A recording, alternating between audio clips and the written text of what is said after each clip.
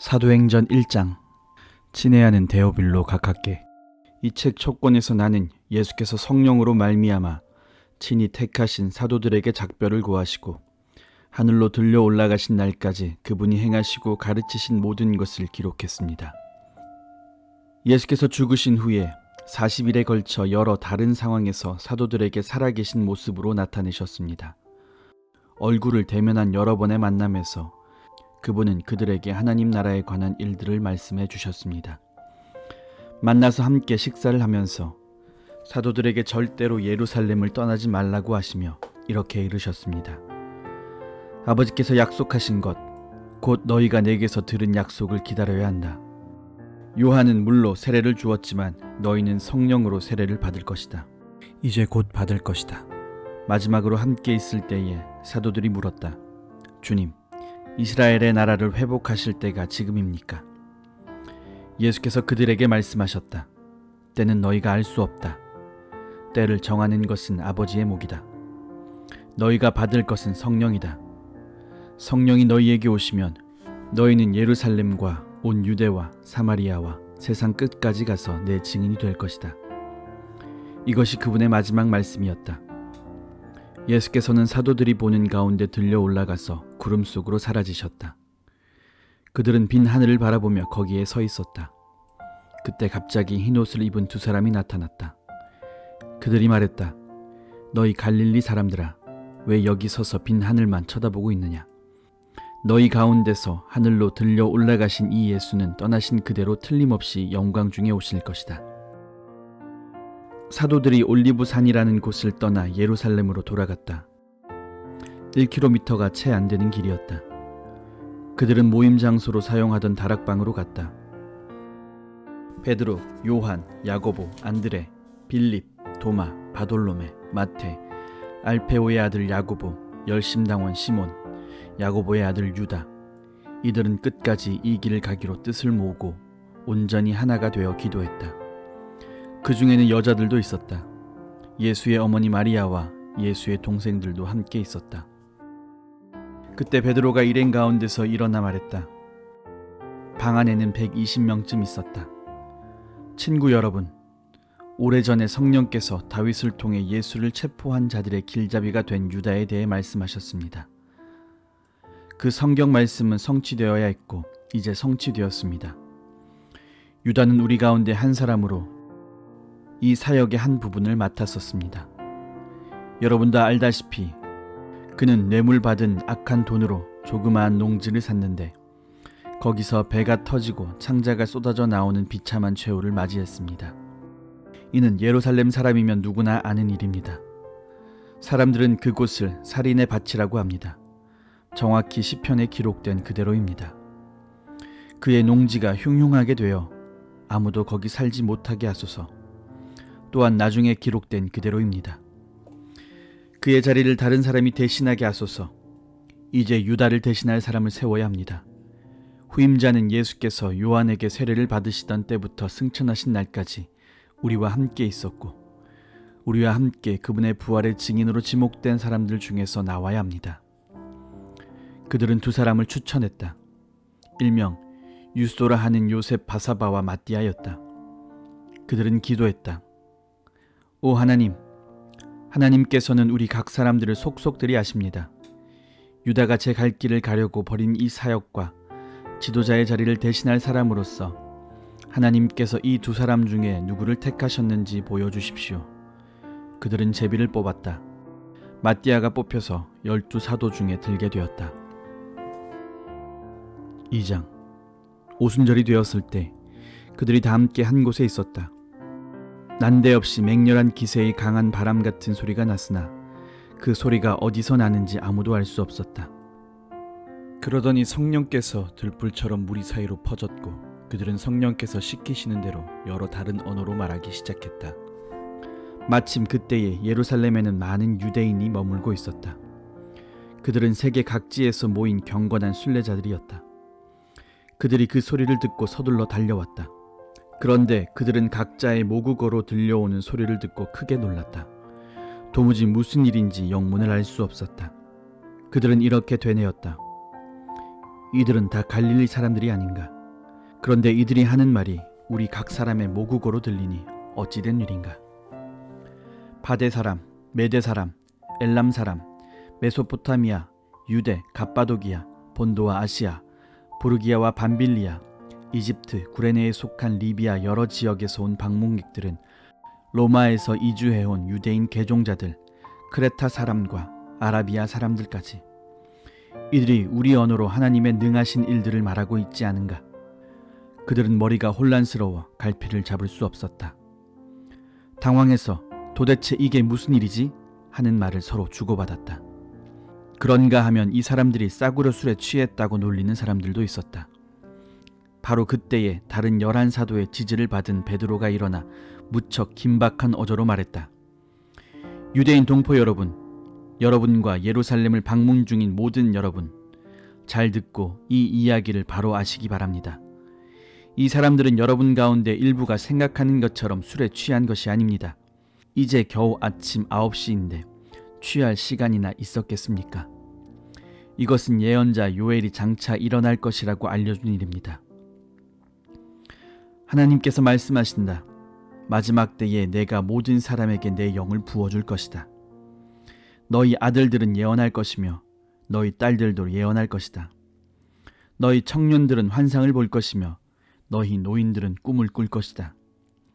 그때가 이르면 나를 섬기는 남종과 여종에게 내 영을 부어줄 것이니 그들은 예언할 것이다. 내가 위로 하늘의 이적과 아래로 땅의 표적을 베풀 것이니 피와 불과 소용돌이 치는 연기, 주의 날 무섭고 기이한 그날이 오기 전에 해가 어두워지고 달빛이 핏빛으로 붉어질 것이다. 누구든지 하나님에게 구해달라고 부르짖는 자는 구원을 얻을 것이다. 이스라엘 동포 여러분, 이 말을 잘 들으십시오. 나사렛 예수는 하나님께 온전히 인정받으신 분이셨습니다. 하나님께서 그분을 통해 행하신 기적과 이적과 표적들은 여러분이 이미 다 알고 있습니다. 이 예수께서 하나님의 주도 면밀하신 계획에 따라 법을 제멋대로 주무르는 사람들에게 배반당하시고 여러분에게 넘겨졌습니다. 여러분은 그분을 십자가에 못 박아 죽였습니다. 하지만 하나님께서 죽음의 밧줄을 푸시고 그분을 다시 살리셨습니다. 죽음은 그분의 상대가 되지 못했습니다. 다윗이 이 모든 것을 말했습니다. 내가 항상 내 앞에 계신 하나님을 배웠다. 그분이 내 곁에 계시니 그 무엇도 나를 흔들 수 없다. 내 속에 온통 기쁨과 희열이 넘쳐 나는 소망의 땅에 내 거처를 정했다. 주님은 절대로 나를 음부에 버리지 않으실 것이므로 나는 죽음의 악취조차 맞지 않을 것이다. 주님께서 내 발을 생명의 길에 두셨고 주님의 얼굴은 온 사방의 햇빛같이 기쁨으로 빛난다. 사랑하는 친구 여러분, 여러분에게 더없이 솔직하게 말하겠습니다. 우리 조상 다윗이 죽어서 묻혔고 그 무덤이 오늘도 분명히 우리 눈앞에 있습니다. 그러나 예언자이기도 했던 그는 자신의 한 후손이 나라를 다스릴 것이라고 하신 하나님의 엄숙한 맹세를 알고서 먼 장래를 내다보며 메시아의 부활을 앞서 말했습니다. 음부에 내려가지 않고 죽음의 악취를 맞지 않을 것이다 라는 말이 바로 그것입니다. 이 예수를 하나님께서 다시 살리셨습니다. 여기 있는 우리가 다 그 일의 증인입니다. 그 후에 예수께서 하나님 오른편 높은 곳에 올려져 아버지께서 약속하신 성령을 받으시고 그 받으신 성령을 우리에게 부어주셨습니다. 여러분은 지금 그 일을 보고 듣고 있습니다. 그래서 다윗은 자기가 직접 하늘로 올라가지 않았지만 이렇게 말했습니다. 하나님께서 내 주님께 말씀하셨다. 내가 내 원수들을 내 발판으로 삼을 때까지 너는 내 오른편에 앉아 있어라. 그러니 온 이스라엘 여러분, 이것을 아십시오. 여러분이 십자가에서 죽인 이 예수를 하나님께서 주와 메시아로 삼으셨습니다. 더 이상 의심할 여지가 없습니다. 듣고 있던 사람들이 마음속 깊이 찔려서 베드로와 다른 사도들에게 물었다. 형제 여러분, 그러면 우리가 이제 어떻게 해야 합니까? 베드로가 말했다. 삶을 고치십시오. 하나님께로 돌아와서 여러분 각자가 예수 그리스도의 이름으로 세례를 받으십시오. 그러면 여러분의 죄가 용서받습니다. 성령을 선물로 받으십시오. 이 약속은 여러분과 여러분의 자녀들은 물론이고 멀리 있는 모든 사람들까지 우리 주 하나님께서 부르시는 사람이면 누구에게나 해당됩니다. 그는 이렇게 한참을 더 말하며 그들에게 간절히 권했다. 이 병들고 무감각한 문화에서 빠져나오십시오. 여러분이 할 수 있을 때에 어서 나오십시오. 그날 약 3,000명이 그 말을 믿어서 세례를 받고 등록했다. 그들은 사도들의 가르침과 공동 생활과 공동 식사와 기도에 자신의 삶을 드렸다. 주위에 있던 사람들 모두가 사도들을 통해 이루어진 모든 이적과 표적을 보고 두려워했다. 믿는 사람들 모두가 무엇이든 공유하면서 멋진 화합을 이루고 살았다. 그들은 자신들이 가진 것은 무엇이든 팔아 공동 자원으로 이용하면서 각 사람의 필요를 채웠다. 성전에서 예배를 드리고 나서 집에서 식사하고 하나님을 찬양하는 것이 그들의 하루 일과였다. 식사 때마다 즐거움이 넘쳐 흐르는 축제였다. 사람들은 그 모습을 좋게 보았다. 하나님께서 구원받은 사람들을 더하셔서 날마다 그들의 수가 늘어났다. 3장. 하루는 오후 3시에 베드로와 요한이 기도하러 성전에 들어가고 있었다. 마침 그때에 사람들이 나면서부터 걷지 못하던 사람을 메고 왔다.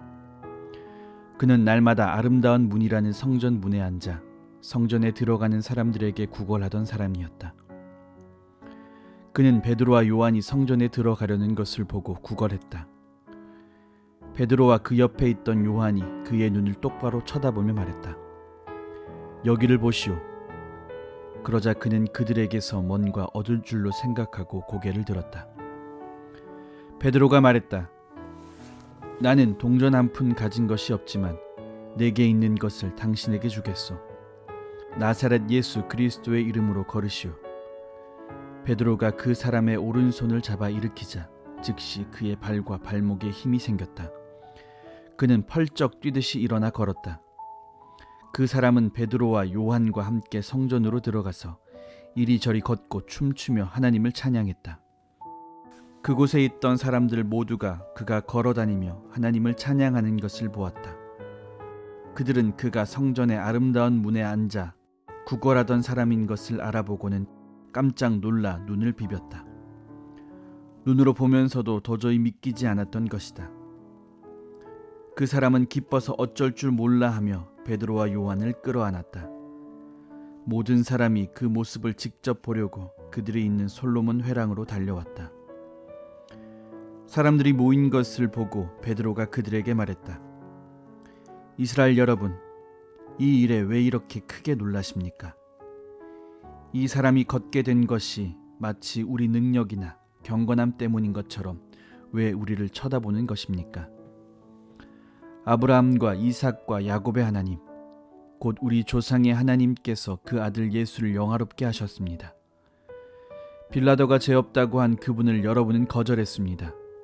여러분은 거룩하고 의로우신 분은 거절하고 그 대신에 살인자를 놓아달라고 했습니다. 그러나 여러분이 생명의 주인 되신 분을 죽이자마자 하나님은 죽은 자들 가운데서 그분을 살리셨습니다. 우리가 그 증인들입니다. 예수의 이름을 믿는 믿음이 이 사람을 일으켜 세운 것입니다. 이 사람의 상태는 여러분이 잘 알지 않습니까? 그렇습니다. 바로 믿음, 오직 믿음이 여러분 눈앞에서 이 사람을 완전히 낫게 한 것입니다. 친구 여러분, 예수를 죽일 때 여러분은 자신이 무슨 일을 하는지 몰랐습니다. 여러분의 지도자들도 그러했습니다. 그러나 모든 예언자의 설교를 통해 메시아가 죽임당할 것이라는 것을 처음부터 말씀하신 하나님께서는 여러분이 무슨 일을 하는지 정확히 아셨고 그 일을 사용해서 그분의 계획을 이루셨습니다. 이제 여러분의 행실을 고칠 때입니다. 하나님께로 돌아서십시오. 그리하면 그분께서 여러분의 죄를 씻어주시고 축복의 소나기를 쏟아부어 여러분을 새롭게 하시며 여러분을 위해 예비하신 메시아 예수를 보내주실 것입니다.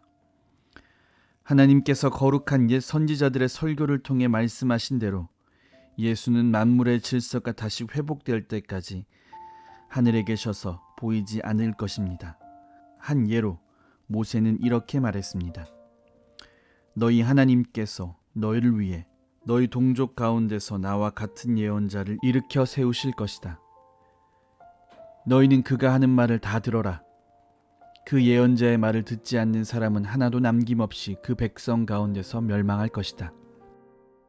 사무엘부터 시작해서 그 뒤를 이은 예언자들도 모두 같은 이야기를 전했고 이날이 올 것을 힘주어 말했습니다. 여러분은 이 예언자들의 후손이며 또 하나님께서 여러분의 조상과 맺으신 그 언약의 후손입니다. 하나님께서 아브라함에게 주신 언약의 말씀이 무엇입니까? 이 땅의 모든 민족이 내 후손으로 말미암아 복을 받을 것이다. 그러나 여러분이 맨 먼저입니다. 하나님께서는 여러분 한 사람 한 사람이 그 악한 길에서 돌이키면 여러분에게 복을 주시려고 그 아들을 일으켜 세우시고 여러분에게 보내신 것입니다. 4장. 베드로와 요한이 사람들에게 말하는 동안 제사장들과 성전 경비대장과 사두개인들이 다가왔다. 그들은 이 신출내기 사도들이 사람들을 가르치는 것과 죽은 자의 부활이 예수께 일어났다고 선포하는 것에 분개했다. 그들은 사도들을 체포해 다음 날 아침까지 감옥에 가두었다. 이미 늦은 저녁이었기 때문이었다. 그러나 그들의 이야기를 들은 사람들 가운데 이미 메시지를 믿는 사람들이 많았다. 수가 대략 5,000명쯤 되었다. 이튿날 예루살렘에 회의가 소집되었다. 통치자, 종교 지도자, 종교학자, 대제사장 안나스, 가야바, 요한, 알렉산더 등 주요 인물들이 다 모였다. 그들은 베드로와 요한을 한가운데 세워놓고 따져 물었다. 누가 너희에게 이런 일을 맡기더냐? 도대체 무엇 때문에 이런 일을 하느냐? 그 말에 베드로가 성령이 충만하여 거침없이 말했다. 백성의 통치자와 지도자 여러분, 오늘 우리가 병자를 고친 일로 재판에 회부되어 신문받는 것이라면 나는 더없이 솔직히 말하겠습니다. 우리는 하나도 숨길 것이 없습니다.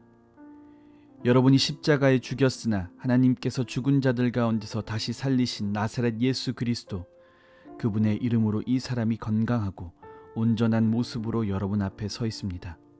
너희 석공들이 내버린 돌이 이제 모퉁이 돌이 되었다는 말씀은 예수를 두고 하신 말씀입니다. 구원받을 다른 길은 없습니다. 오직 예수의 이름 외에는 구원받을 수 있는 다른 이름을 우리에게 주신 적이 없고 앞으로도 없을 것입니다. 베드로와 요한이 어찌나 당당하고 자신 있게 서 있던지 그들은 두 사람에게서 눈을 뗄 수 없었다. 그 두 사람이 성경 훈련이나 정식 교육을 받지 못한 평신도인 것을 알고 그들은 더욱 놀랐다. 그들은 그 두 사람이 예수와 함께 다녔다는 것을 알았지만 그들 앞에 꼿꼿이 서 있는 고침받은 그 사람을 보고서는 뭐라고 반박할 말을 찾을 수 없었다. 그들은 방도를 짜내기 위해 베드로와 요한을 밖으로 내보내고 나서 서로 의논했다. 이들을 어떻게 하면 좋겠습니까? 기적이 일어났고 그 배후에 저들이 있다는 것이 이미 온 시내에 알려졌습니다. 우리도 부인할 길이 없습니다. 더 이상 일이 커지지 않도록 저들을 위협해서 입을 막읍시다. 다시는 누구한테도 예수의 이름을 말하지 못하도록 말입니다. 그들은 베드로와 요한을 다시 불러서 어떠한 경우에도 예수의 이름으로 말하거나 가르치지 말라고 경고했다. 그러자 그들이 바로 되받았다. 하나님의 말씀보다 여러분의 말을 듣는 것이 하나님 보시기에 옳은 일인지 여러분이 판단하십시오. 우리의 입장은 분명합니다. 우리는 우리가 보고 들은 것을 말하지 않을 수 없습니다. 종교 지도자들은 그들을 다시 위협한 뒤에 결국 풀어주었다. 그들은 감옥에 가두어 둘 만한 죄목을 찾지 못했던 것이다. 만일 가두어 두었다면 백성이 가만히 있지 않았을 것이다. 백성은 이번 일로 모두 하나님을 찬양하고 있었다. 이 기적으로 병이 나은 사람은 40살이 넘었다. 베드로와 요한은 풀려나자마자 동료들에게 가서 대제사장과 종교 지도자들이 한 말을 전했다. 보고를 전해 들은 사람들은 놀랍도록 하나가 되어 소리 높여 기도했다. 강하신 하나님, 주님께서는 하늘과 땅과 바다와 그 안에 있는 모든 것을 지으셨습니다. 주님께서는 주님의 종이자 우리의 조상인 다윗의 입을 통해 성령으로 이렇게 말씀하셨습니다. 문 나라들아 웬 소란이냐? 문 민족들아 웬 흉계냐? 땅의 두목들이 권력 투쟁을 벌이고 권력자들이 모여 정상회담을 여니 하나님을 부정하며 메시아께 대드는 자들이다. 과연 그들이 모였습니다. 헤롯과 본디오 빌라도와 나라들과 민족들과 이스라엘까지 바로 이 도성에 모였습니다. 주님의 거룩하신 아들 예수 주님께서 메시아로 삼으신 그분을 해치려고 모의했습니다. 주님께서 오래전부터 계획하신 일들을 이루려고 모였습니다. 이제 그들이 또 시작합니다. 그들의 위협을 살피시고 주님의 종들에게 두려워하지 않는 담대함을 주셔서 주님의 메시지를 전하게 해주십시오. 주님의 손을 우리에게 내미셔서 주님의 거룩하신 종 예수의 이름으로 치유와 기적과 이적이 일어나게 해주십시오. 그들이 기도하고 있는데 그 모인 곳이 흔들리고 진동했다. 그들은 모든 성령으로 충만해져서 두려움 없이 계속해서 하나님의 말씀을 전했다. 믿는 사람들이 하나로 한마음 한뜻으로 연합했다. 그들은 자기 재산에 대한 소유권을 주장하지 않았다. 이건 내 것이니 당신이 가질 수 없소 라고 말하는 사람이 아무도 없었다. 그들은 모든 것을 공유했다. 사도들은 주 예수의 부활을 강력하게 증거했고 그들 모두에게 은혜가 머물렀다. 그리하여 그들 가운데 궁핍한 사람이 단 한 명도 없었다. 밭이나 집이 있는 사람들은 그것을 팔아서 그 판돈을 사도들에게 가져와 헌금했다. 사도들은 각 사람의 필요에 따라 그 돈을 나누어 주었다. 키프로스 태생의 레위 사람으로 사도들이 바나바라고 부르던 요셉도 자기 소유의 밭을 팔아서 그 돈을 가져다가 사도들에게 헌금했다. 5장. 그러나 아나니아라는 사람이 자기 아내 삽비라와 공모하여 땅을 판 돈의 일부를 몰래 자기 몫으로 챙겨두고는 나머지를 사도들에게 가져와 헌금했다. 베드로가 말했다. 아나니아야, 내가 어찌하여 사탄에게 넘어가 성령께 거짓말하고 땅값의 일부를 몰래 떼어두었느냐? 그 땅은 팔기 전에도 내 것이었고 판 뒤에도 내 것이어서 그 돈을 내 마음대로 할 수 있었다. 그런데 내가 무슨 생각으로 이런 속임수를 썼느냐? 너는 사람에게 거짓말한 것이 아니라 하나님께 거짓말한 것이다. 아나니아가 그 말을 듣고 쓰러져 죽었다. 이 소식을 들은 사람들이 모두 하나님을 두려워했다. 젊은 사람들이 곧바로 그 시체를 싸서 메고 나가서 묻었다. 3시간이 못 되어 그의 아내가 무슨 일이 있었는지 전혀 모른 채 들어왔다. 베드로가 말했다. 너희가 땅을 팔고 받은 돈이 이것이냐? 예, 그 돈입니다. 삽비라가 말했다. 베드로가 대답했다. 너희가 공모하여 주님의 영을 대적하다니 이 무슨 일이냐? 내 남편을 묻고 온 사람들이 집 앞에 있으니 다음은 내 차례다. 그의 입에서 말이 떨어지기가 무섭게 삽비라도 쓰러져 죽었다. 젊은 사람들이 돌아와 보니 그 여자의 시체가 있었다. 그들은 시신을 메고 나가서 남편 곁에 묻었다. 이 즈음에 이 일을 듣고 온 교회는 물론 모든 사람들 안에 하나님께 대한 깊은 경외심이 생겼다. 하나님은 함부로 대해서는 안 된다는 것을 알게 된 것이다. 사도들이 하는 일을 통해 백성 가운데 하나님의 표적이 크게 나타나고 놀라운 일이 많이 이루어졌다. 그들은 모두 하나가 되어 솔로몬의 이름을 붙인 성전 회랑에 정기적으로 모였다. 백성이 그들을 크게 칭찬했으나 그들 모임에 합류하기를 꺼리는 사람들도 있었다. 한편 주님을 믿은 사람들은 남녀 할 것 없이 도처에서 더 늘어났다. 심지어 그들은 병자를 메고서 길거리로 나와 들것과 이부자리에 눕혀놓고는 지나가는 베드로의 그림자에라도 닿기를 바랐다. 예루살렘 인근의 여러 마을에서 사람들이 아픈 사람과 귀신 들린 사람들을 데리고 몰려나왔다. 그들 모두가 나았다. 대제사장과 그의 편에 선 사람들, 주로 사두개파 사람들이 이 모든 일에 단단히 화가 나서 행동에 돌입했다. 그들은 사도들을 체포해 시내 감옥에 가두었다. 그러나 밤중에 하나님의 천사가 감옥 문을 열고 그들을 이끌어냈다. 천사가 말했다. 성전으로 가서 당당히 서거라. 이 생명에 대해 말해야 할 모든 것을 사람들에게 다 전하여라. 그들은 즉시 순종하여 새벽녘에 성전으로 들어가 계속해서 가르쳤다. 한편 대제사장과 그의 동료들은 이스라엘의 최고회의를 소집한 뒤에 감옥에 사람들을 보내 죄수들을 데려오게 했다. 경비대가 감옥에 가보니 그 안에는 아무도 없었다. 그들이 돌아와서 보고했다. 감옥은 철통같이 잠겨서 문마다 간수들이 지키고 있었지만 안에 들어가 보니 한 사람도 없었습니다. 성전 경비대장과 대제사장들은 당황했다. 이게 도대체 어떻게 된 일이냐? 그때 누군가 나타나서 말했다. 감옥에 가두어두었던 사람들이 다시 성전에서 사람들을 가르치고 있는 것을 알고 계십니까? 경비대장이 부하들과 함께 가서 사도들을 붙잡았다. 그러나 백성이 폭동을 일으켜 대항할까 두려워서 그들을 조심스럽게 다루었다. 그들은 사도들을 데려다가 다시 최고의회 앞에 세웠다. 대제사장이 말했다.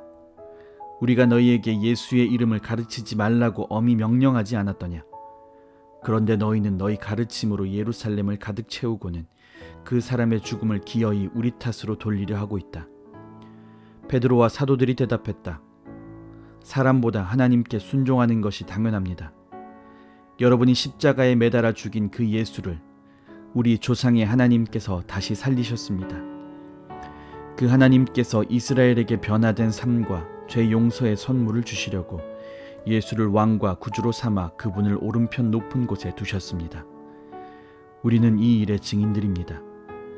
하나님이 그분께 순종하는 이들에게 주시는 성령께서도 이 모든 일을 확증해 주십니다.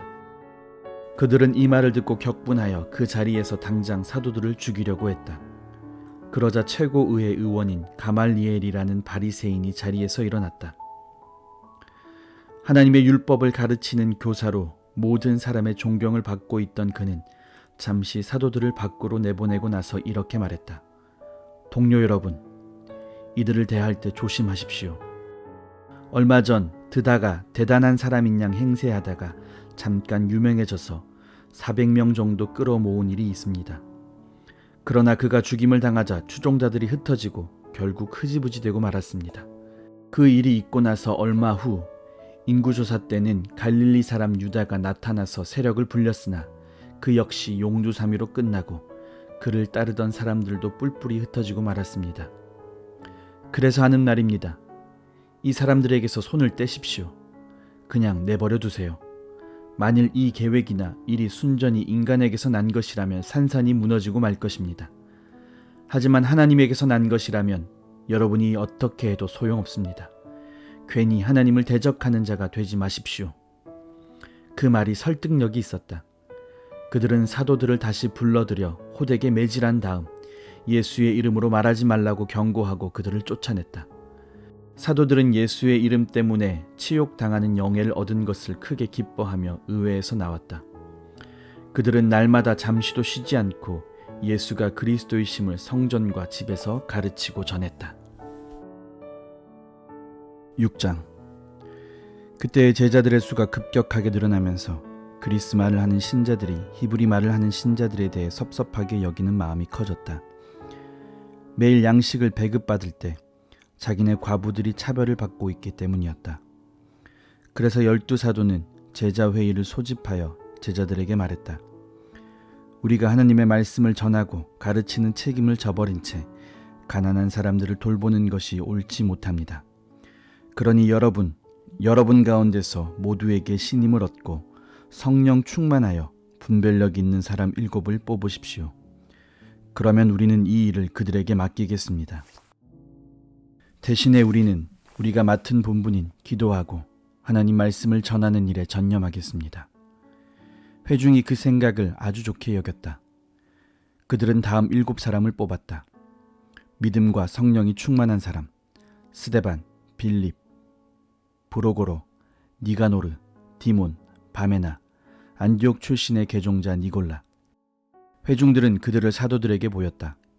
사도들은 기도하고 안수하여 그들에게 이를 위임했다. 하나님의 말씀이 크게 번성했다. 예루살렘에 있는 제자들의 수가 어마어마하게 늘고 이 믿음을 따르게 된 제사장들도 많이 생겨났다. 스데반은 하나님의 은혜와 능력이 차고 넘쳐서 백성 가운데 놀라운 일들을 행했다. 그것은 하나님이 그들 가운데 계신다는 틀림없는 표적이었다.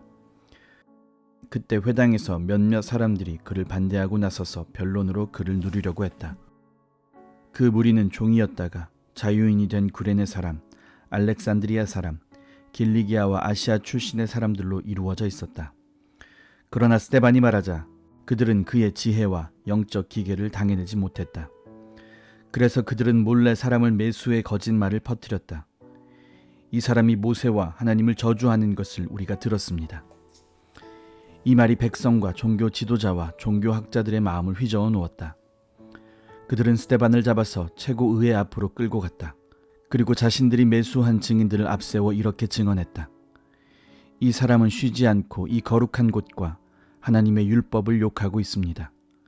심지어 우리는 나사렛 예수가 이곳을 무너뜨릴 것이며 또한 모세가 우리에게 준 관습을 다 내버릴 것이라고 그가 말하는 것을 들었습니다. 최고의회에 앉아있던 모든 사람이 스데반을 쳐다보았다. 그들은 그에게서 눈을 뗄 수 없었다. 그의 얼굴이 천사의 얼굴 같았다. 7장. 그때 대제사장이 말했다. 내 자신을 변호할 말이 있느냐? 스데반이 대답했다. 친구 여러분, 아버지와 형제 여러분, 우리의 조상 아브라함이 하란으로 이주하기 전 아직 메소포타미아에 있을 때에 영광의 하나님이 그에게 나타나서 말씀하셨습니다. 내 고향과 가족을 떠나 내가 내게 보여줄 땅으로 가거라. 그래서 아브라함은 갈대아 사람들의 땅을 떠나 하란으로 옮겨갔습니다. 아버지가 죽은 뒤 그는 지금 여러분이 살고 있는 이 땅으로 이주해 왔습니다. 그러나 하나님께서는 그에게 아무것도 발 붙일 곳조차 주지 않으셨습니다. 그때 아브라함에게는 아들이 없었습니다. 그런데도 하나님은 후에 이 땅을 그와 그의 아들에게 주시겠다고 약속하셨습니다. 하나님은 그의 후손이 낯선 땅으로 이주하여 거기서 400년 동안 종이 되어 가혹한 대우 받을 것을 그에게 알려주셨습니다. 그러나 하나님께서는 내가 개입해서 너희를 종으로 삼은 자들을 처리하고 내 백성을 이끌어내어 이곳으로 나를 예배하게 할 것이다 하고 말씀하셨습니다. 그 후에 하나님은 아브라함과 언약을 맺으시고 할례로 그의 몸에 표를 남기셨습니다. 아브라함은 아들 이삭을 낳고 여드레 만에 그 몸에 할례 표를 남겼습니다. 이삭이 야곱의 아버지가 되고 야곱이 12조상의 아버지 되는 동안 그들은 저마다 언약의 표를 충실히 전했습니다.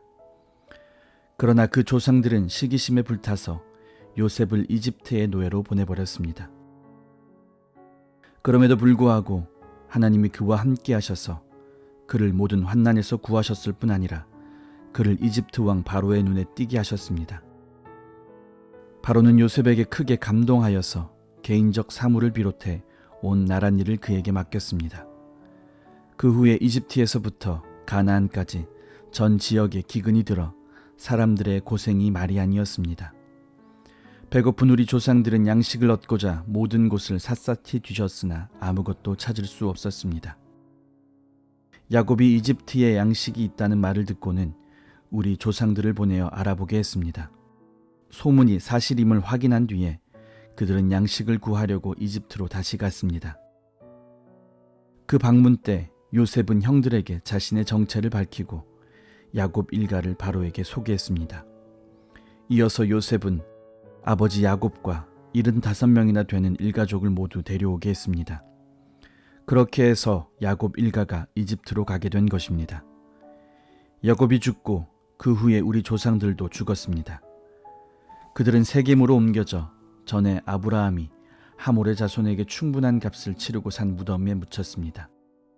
하나님께서 아브라함에게 구원을 약속하신 400년이 다 되어 갈 무렵 이집트에 있던 우리 백성의 수가 크게 늘었습니다. 이제 요셉에 대해 들어보지 못한 왕이 이집트를 다스리고 있었습니다. 그는 우리 민족을 무자비하게 착취했습니다. 갓난아기들을 강제로 버리게 해서 비바람 속에 비참하게 죽게 했습니다. 바로 그러한 때에 모세가 태어났습니다. 그는 무척 준수한 아기였습니다. 부모가 3달 동안 그 아기를 집안에 숨겼으나 더 이상 숨길 수 없게 되자 그를 밖에 내놓았습니다. 그러자 바로의 딸이 그를 구해내어 자기 아들로 삼아 길렀습니다. 모세는 이집트 최고 학교에서 교육을 받았습니다. 그는 사상이나 체력이나 모두 대단했습니다. 40살이 되자 모세는 자기 동족 히브리 사람들이 어떻게 지내는지 알고 싶어 그들의 형편을 살피러 나갔습니다. 그는 이집트 사람이 히브리 사람 하나를 괴롭히는 것을 보고는 끼어들어서 그 이집트 사람을 때려 눕히고 싸움에서 진 형제의 원수를 갚았습니다. 그는 히브리 형제들이 자기가 그들의 편인 것을 기뻐할 줄 알았습니다. 나아가 자신을 그들을 구해준 하나님의 도구로 여길 줄 알았습니다. 그러나 그들은 그렇게 생각하지 않았습니다. 이튿날 히브리 사람들이 싸우고 있는데 모세가 다툼을 말리며 그들에게 서로 사이좋게 지내도록 권했습니다. 그대들은 형제인 사이인데 왜 서로 치고 싸우는 것이오? 싸움을 시작한 사람이 말했습니다. 누가 당신을 우리 책임자로 세웠소?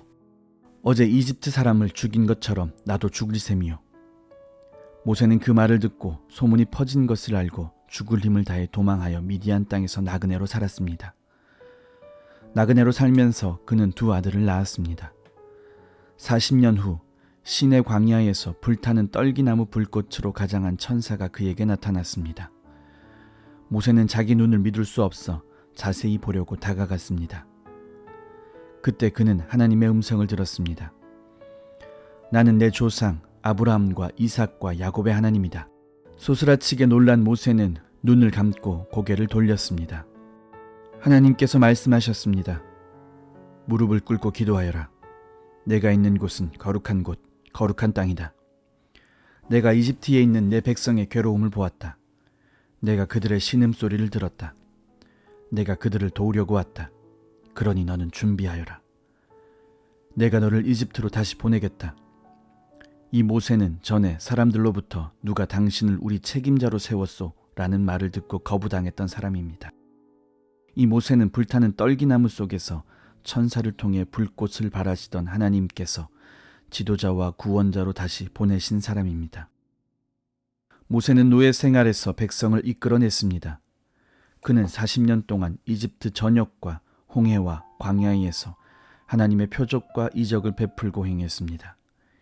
이 모세는 백성에게 하나님께서 너희 후손 중에서 나와 같은 예언자 하나를 일으켜 세우실 것이다 라고 말한 사람입니다.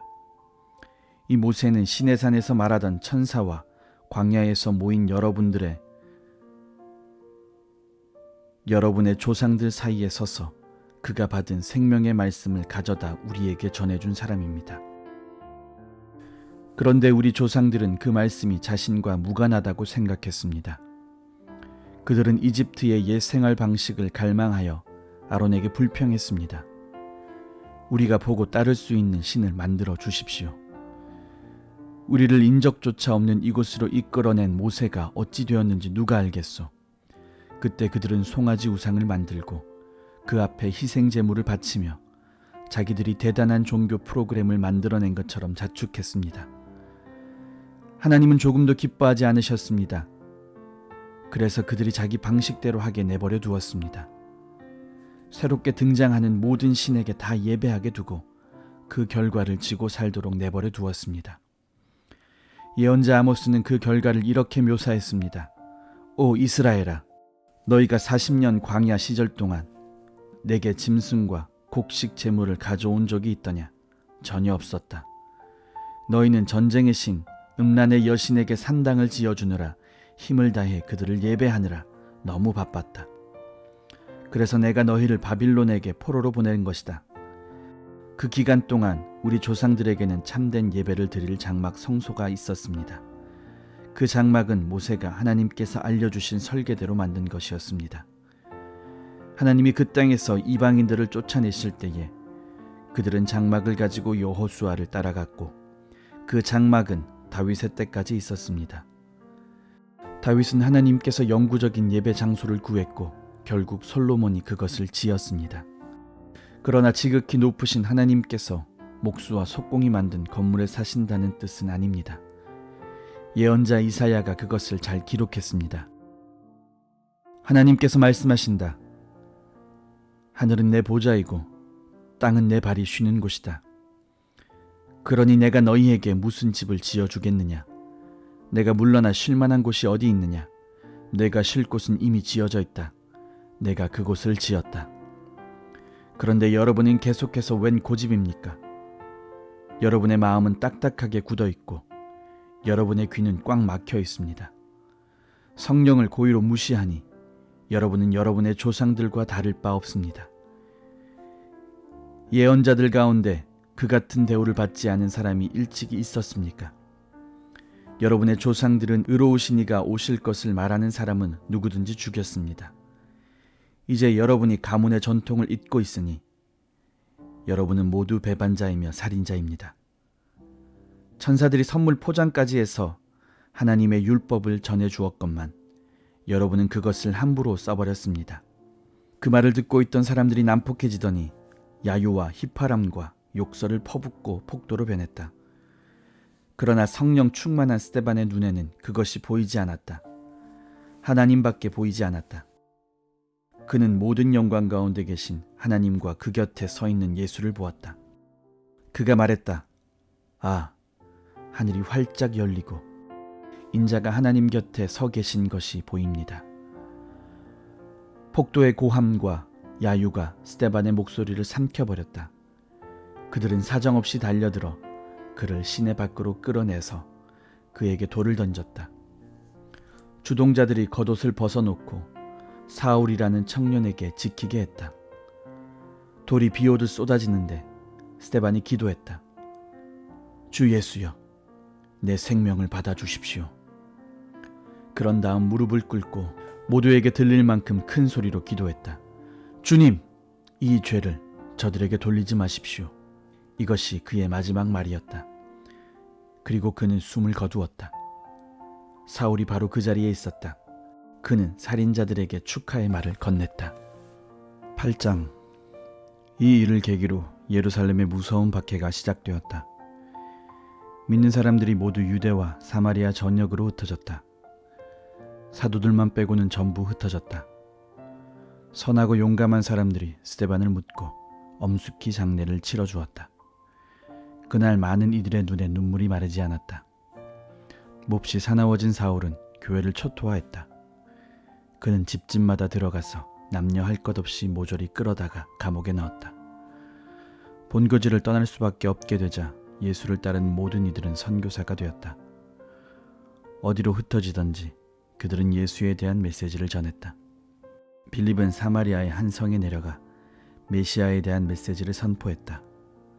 사람들은 그가 하는 말을 듣고 기적을 보았다. 하나님께서 행하신 확실한 표적을 보고서 그들은 그의 말을 한마디도 놓치지 않았다. 일어서지도 걷지도 못하던 많은 사람들이 그날 고침을 받았다. 악한 귀신이 쫓겨나면서 큰 소리로 대들었다. 그 성에 큰 기쁨이 있었다. 빌립이 오기 전에 시몬이라는 사람이 그 성에서 마술을 행했다. 그는 유명한 인물처럼 행세하며 마술로 모든 사마리아 사람들을 현혹했다. 어린아이부터 노인까지 모두가 그의 말에 복종했다. 모든 사람이 그에게 초능력이 있는 줄 알고 그를 위대한 마술사로 불렀다. 그는 그곳에 있은 지 오래되었고 누구나 웬만큼은 그를 두려워하고 있었다. 그러나 빌립이 그 마을에 와서 하나님 나라의 소식을 전하고 예수 그리스도의 이름을 선포하자 세례를 받고 믿는 사람이 되었다. 시몬도 믿고 세례를 받았다. 그 순간부터 그는 빌립을 그림자처럼 쫓아다녔다. 하나님의 모든 표적과 기적에 매료되어 그는 도무지 빌립 곁을 떠나려 하지 않았다. 예루살렘에 있는 사도들이 사마리아 사람들이 하나님의 메시지를 받아들였다는 보고를 듣고 베드로와 요한을 보내 그들이 성령 받도록 기도하게 했다. 그때까지 그들은 주 예수의 이름으로 세례만 받았을 뿐 아직 성령께서 그들에게 오시지 않았다. 그때 사도들이 그들에게 안수하자 그들도 성령을 받았다. 시몬은 사도들이 안수만으로 성령을 받게 하는 것을 보고는 흥분하여 돈을 꺼내며 말했다. 당신들의 비밀을 내게 파십시오. 어떻게 했는지 알려주십시오. 얼마면 되겠습니까? 부르는 대로 드리겠습니다. 베드로가 말했다. 당신은 돈과 함께 망할 것이오. 하나님의 선물을 돈으로 사려 하다니 이 무슨 터무니없는 짓이오. 흥정을 맺고 뇌물을 바쳐서는 하나님이 하시는 일에 절대로 참여할 수 없소. 지금 당장 당신의 행실을 고치시오. 하나님을 돈벌이에 이용하려고 했던 것을 용서해 달라고 주님께 구하십시오. 내가 보니 이것은 당신의 고질적인 습관이요. 당신한테서 돈을 탐하는 냄새가 진동하오. 시몬이 말했다.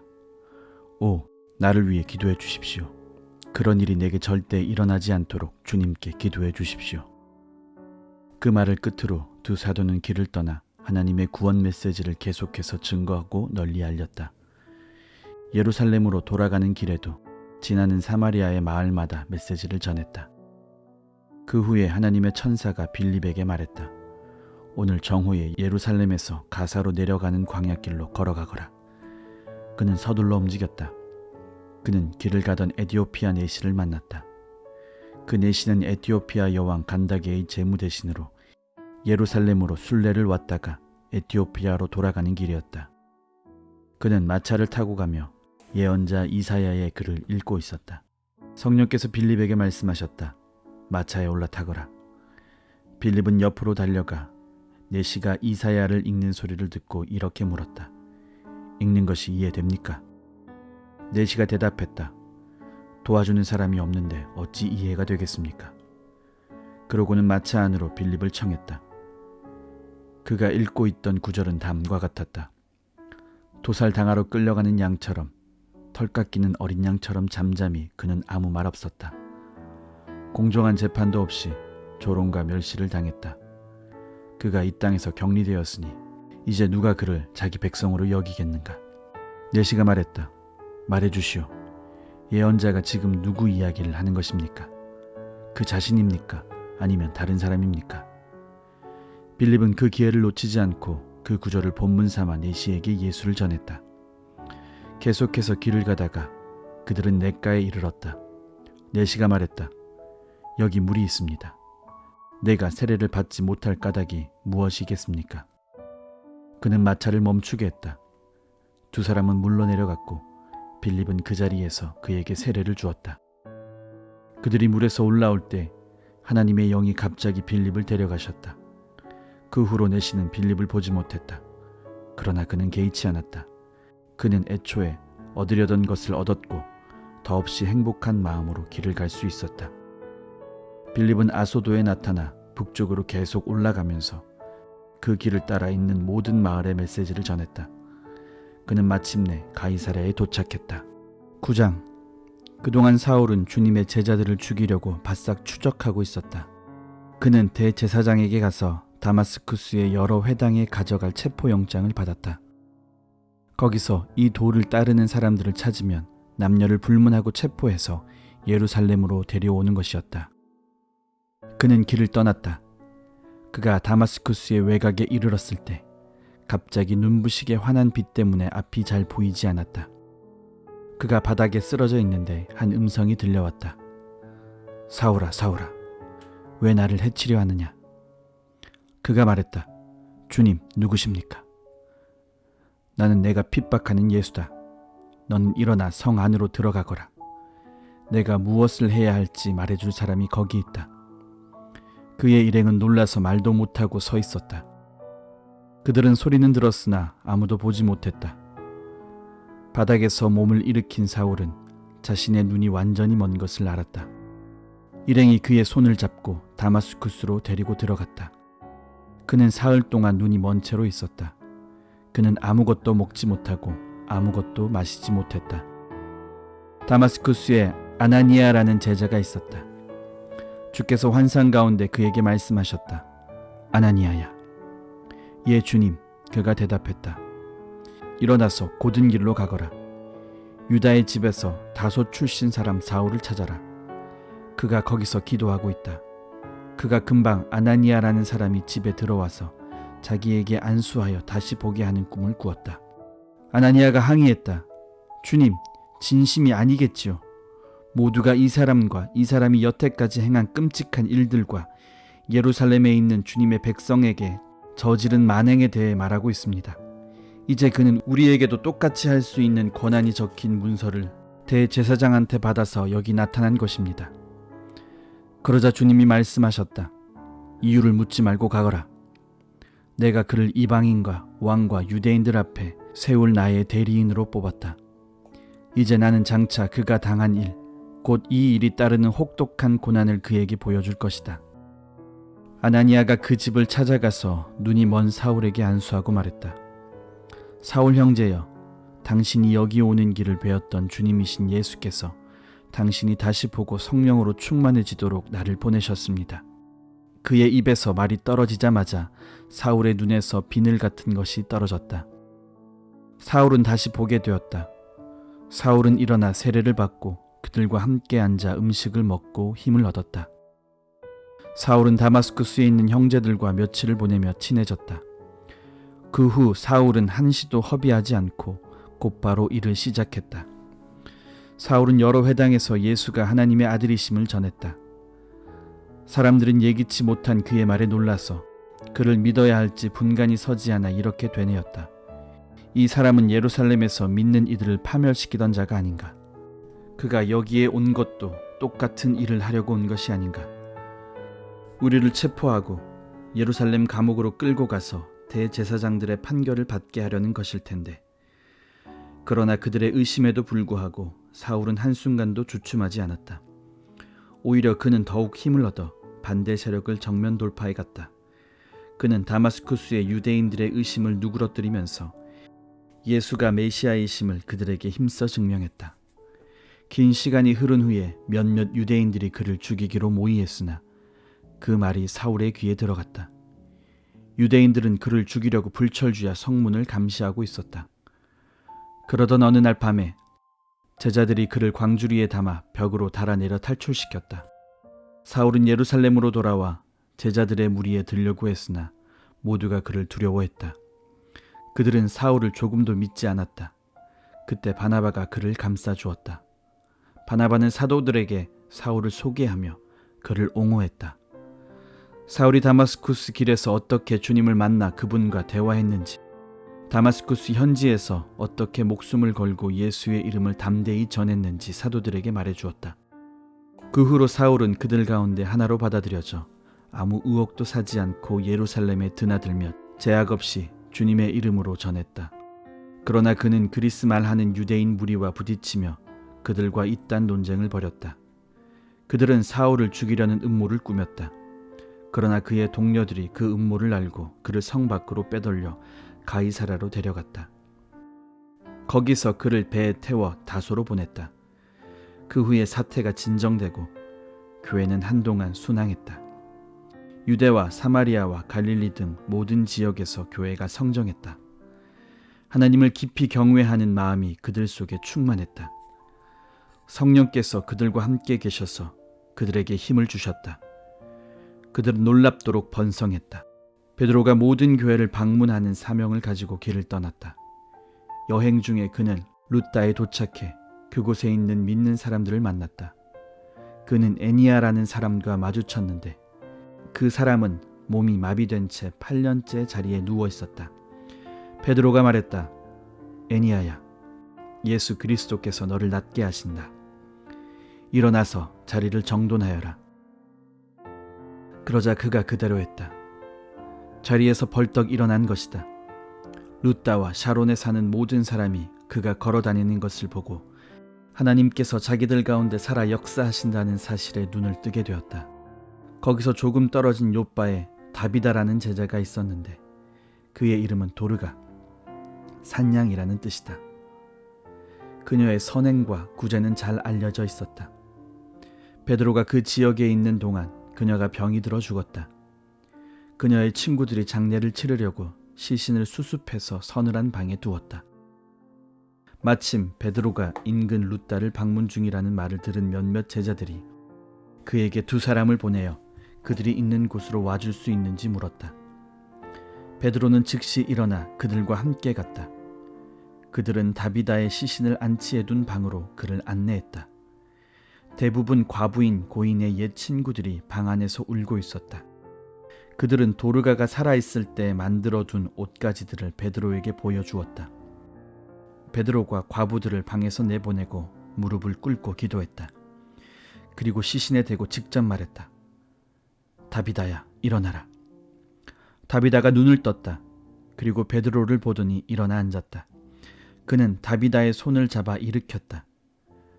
그러고는 믿는 사람들과 과부들을 불러들여 살아난 그녀를 보여주었다. 이 말이 욥바 전체에 알려지자 많은 사람들이 주님을 믿었다. 베드로는 가죽 가공업을 하는 시몬의 손님으로 욥바에 오랫동안 머물렀다. 10장. 가이사랴에 고넬료라는 사람이 살고 있었다. 그는 그곳에 주둔한 이탈리아 경비대의 지휘관이었는데 선악이 그지없는 사람이었다. 그는 자기 집안 사람들 모두가 하나님 앞에서 예배하며 살도록 이끌었다. 뿐만 아니라 늘 어려운 사람들을 도와주었고 기도가 몸에 배어 있었다. 하루는 오후 3시쯤에 그가 환상을 보았다. 하나님의 천사가 옆집 사람만큼이나 생생한 모습으로 들어와서 말했다. 고넬료야. 고넬료는 자기가 헛개비를 보는가 싶어 유심히 쳐다보았다. 그러고는 말했다. 무슨 일이십니까? 천사가 말했다. 하나님께서 내 기도와 이웃을 돌보는 내 행실을 보시고 너를 주목하셨다. 이제부터 이렇게 하여라. 사람들을 욥바로 보내서 베드로라 하는 시몬을 데려오너라. 그는 바닷가에 있는 가죽 가공업자인 시몬의 집에 묵고 있다. 천사가 떠나자 고넬료는 하인 둘과 경비대의 경건한 병사 하나를 불렀다. 그는 방금 있었던 일의 자초지종을 자세히 들려주고 그들을 욥바로 보냈다. 이튿날 3사람이 그 성에 이를 무렵 베드로가 기도하러 발코니로 나갔다. 때는 정오쯤이었다. 베드로는 배가 고파서 점심 생각이 났다. 점심 식사가 준비되는 동안 그는 비몽사몽간에 하늘이 열리는 것을 보았다. 내 기퉁이를 줄에 매단 커다란 보자기 같은 것이 땅바닥으로 내려왔다. 온갖 잡다한 짐승이며 파충류이며 새들이 그 안에 있었다. 그러더니 한 음성이 들려왔다. 베드로야, 어서 잡아먹어라. 베드로가 말했다. 안 됩니다. 주님, 지금까지 저는 부정한 음식은 입에 대본 적이 없습니다. 2번째 음성이 들려왔다. 하나님께서 괜찮다고 하시면 괜찮은 것이다. 그런 일이 3번 있고 나서 보자기가 다시 하늘로 들려 올라갔다. 베드로가 어리둥절하여 그 모든 것이 무슨 뜻인지 생각하며 앉아있는데 고넬료가 보낸 사람들이 시몬의 집 현관에 나타났다. 그들은 베드로라 하는 시몬이 그 집에 묵고 있는지 아내에 대고 물었다.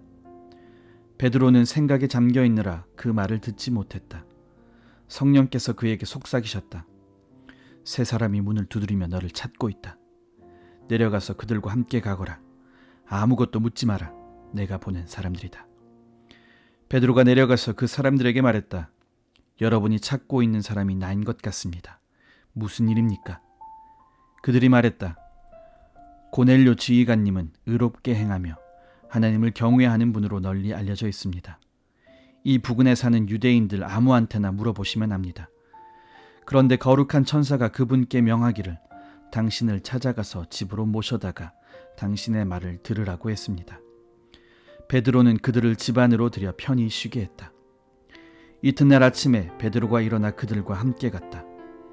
욥바에 있던 그의 동료 몇 사람도 함께 갔다. 그 다음 날 그들은 가이사랴에 들어갔다. 고넬료는 그들이 올 것을 기대하며 친척과 가까운 친구들을 불러서 함께 기다리고 있었다. 베드로가 문에 들어가자 고넬료가 일어나 그를 맞았다. 그러고는 엎드려 그에게 경배했다. 베드로가 고넬료를 잡아 일으키며 말했다. 안 될 일입니다. 나도 한낱 사람에 불과합니다. 당신과 다를 바 없는 사람일 뿐입니다. 그들은 말을 주고받으며 집 안으로 들어갔다. 고넬료는 모여있는 사람들에게 베드로를 소개했다. 베드로가 그들에게 말했다. 여러분도 알다시피 이것은 아주 이례적인 일입니다. 유대인들은 절대로 다른 민족 사람들을 찾아가서 편하게 어울리지 않습니다. 그러나 어느 민족도 다른 민족보다 나을 게 없다는 것을 하나님이 내게 보여주셨습니다. 그래서 여러분이 나를 부르러 왔을 때에 내가 아무것도 묻지 않고 따라온 것입니다. 이제 여러분이 왜 나를 불렀는지 들어보고 싶습니다. 고넬료가 말했다. 나흘 전 이맘때인 오후 3시쯤에 내가 집에서 기도하고 있는데 갑자기 내 앞에 어떤 사람이 나타나면서 방 안에 빛이 가득했습니다. 그 사람이 말하기를 고넬료야, 하나님께서 내가 드리는 매일의 기도와 이웃을 돌보는 내 행실을 보시고 너를 주목하셨다. 이제 너는 요빠에 사람을 보내 베드로라 하는 시몬을 데려오너라. 그는 바닷가에 있는 가죽 가공업자 시몬의 집에 묵고 있다고 했습니다. 나는 그 말대로 당신을 부르러 사람들을 보냈습니다. 고맙게도 당신은 이렇게 와주셨습니다. 이제 우리 모두가 하나님 앞에 모여 있습니다. 주님께서 우리에게 말하라고 당신 마음에 두신 것이면 무엇이든 들을 준비가 되어 있습니다. 그분의 복된 소식을 전하는 베드로의 가슴은 터질 듯했다. 이보다 더 확실한 하나님의 진리는 없습니다. 하나님은 차별하지 않으십니다. 여러분이 누구이며 어디 출신인지는 하나도 중요하지 않습니다. 여러분이 하나님을 원하고 그분의 말씀대로 행할 각오가 되어 있다면 문은 열려 있습니다. 그분은 예수 그리스도로 말미암아 모든 것이 다시 회복되고 있다는 메시지를 이스라엘 자손에게 보내주셨습니다. 이제 그분은 어느 곳에든지 누구에게나 그 일을 행하고 계십니다. 유대에 있었던 일은 여러분은 이미 알고 있습니다. 그 일은 세례자 요한이 전적인 삶의 변화를 전한 뒤에 갈릴리에서 시작되었습니다. 그때 예수께서 나사렛에 오셔서 하나님께 성령으로 기름 부음을 받으셨습니다. 이로써 활동하실 준비가 되신 것입니다. 그분은 온 나라를 다니시며 사람들을 도우시고 마귀에게 짓눌린 모든 사람을 고쳐주셨습니다. 예수께서 이 모든 일을 하실 수 있었던 것은 하나님께서 함께 하셨기 때문입니다. 우리는 그 일을 보았습니다. 유대인의 땅과 예루살렘에서 그분이 행하신 모든 일을 보았습니다. 예루살렘에서 사람들이 그분을 십자가에 매달아 죽였습니다. 그러나 하나님께서 사흘째 되는 날에 그분을 일으켜 다시 살리시고 나타내 보이셨습니다. 모든 사람이 그분을 본 것은 아닙니다. 그분이 공개적으로 누구에게나 드러내신 것은 아닙니다.